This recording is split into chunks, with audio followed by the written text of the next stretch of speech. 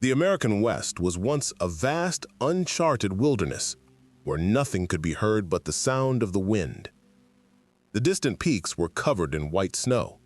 The valleys between were seas of grass and herds of cattle grazed. People once called this land the last frontier because beyond it lay the unknown, the unseen, the impossible.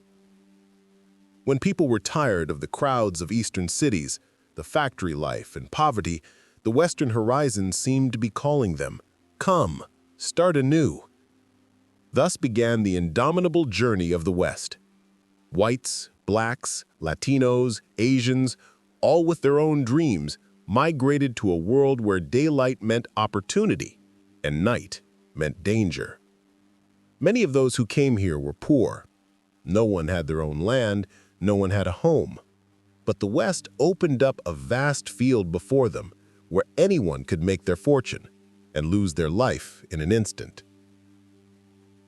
The cities of that time were growing so fast that where yesterday was a quiet, dry land, today there were sparkling saloons, gambling tables, wooden houses, and crowds of people.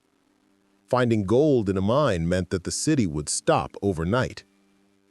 Around the mine were mud huts, raw wood shops, and horses standing in front of the bar with manure.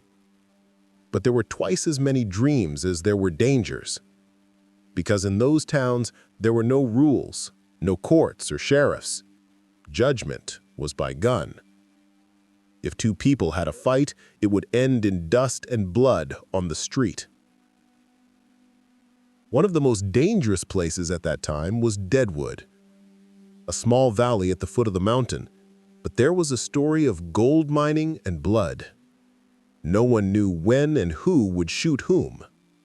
People used to say, to live in Deadwood is luck, and to die is the law.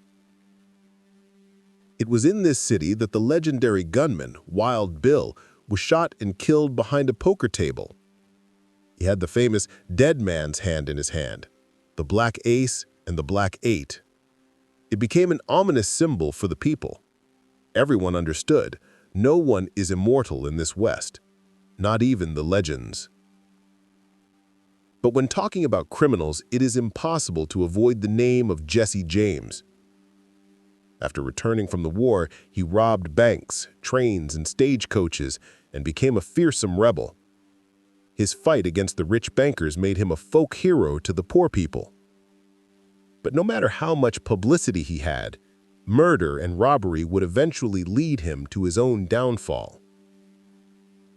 As the criminals became stronger, a group of tough men, the lawmen, emerged, who protected the law with guns and defended justice by standing up to the death.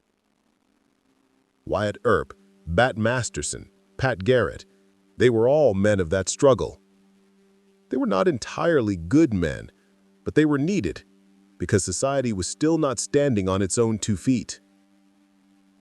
Meanwhile, the most important chapter of the West was being written on the suffering of other people.